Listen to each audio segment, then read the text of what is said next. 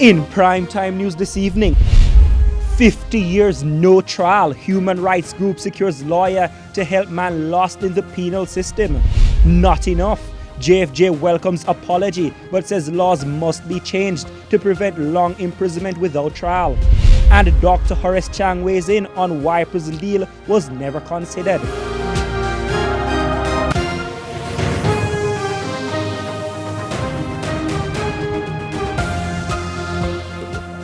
Good evening and welcome to Primetime News, on air and online at onespotmedia.com. I'm Herman Green. And I'm Janella Precious. Also this evening, the business day, sports commentary, E-Prime and weather. But before the break, the feedback question. Our question this evening: what are your thoughts on the rejection of the prison deal from the United Kingdom? You can share comments online, facebook.com/television Jamaica, and tweet us at Television Jam.